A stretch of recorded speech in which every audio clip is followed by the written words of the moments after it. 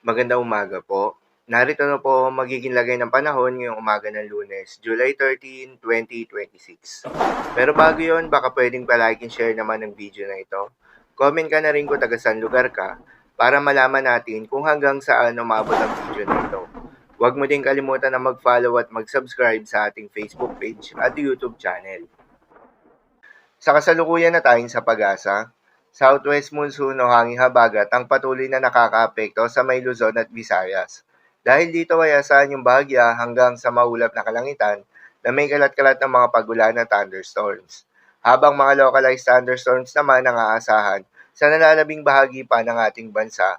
Dahil dito ay asahan naman yung generally fair weather condition, subalit hindi inaalis yung tsansa ng mga panandaliang buhos ng ulan.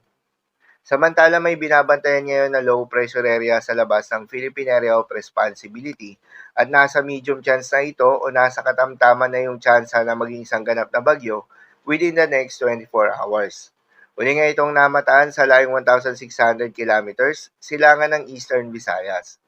Base sa datos ng pag-asa, inaasahan na kikilos ito generally westward sa susunod na 24 oras bago ito lumiko pa northward. Mananatiling malayo ito sa ating kalupaan, kaya naman asahan na wala itong magiging direktang epekto sa anumang bahagi ng ating bansa, pero paalala pa rin po palagi na posible pa rin ang mga pagbabago. Kaya naman patuloy lamang na magantabay sa mga update nating ilalabas, lalo na ng pag-asa.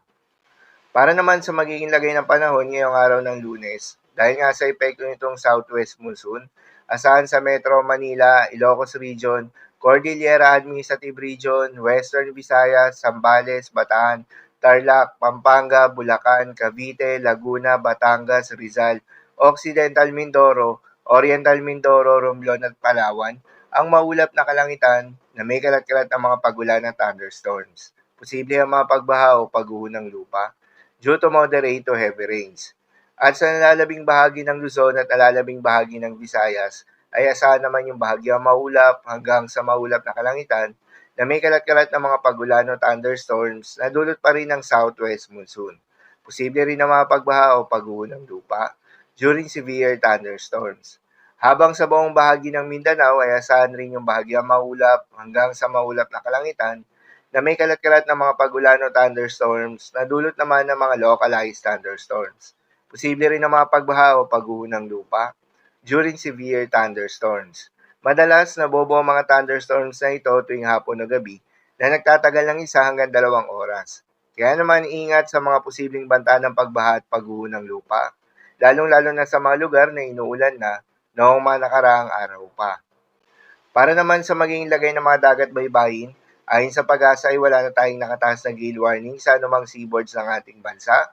Subalit iba yung pag-iingat sa mga papalaot ng mga kababayan nating mangingisda at yung may mga maliliit na sasakyang pandagat sa may seaboards ng Northern Luzon at Western seaboards ng Central at Southern Luzon.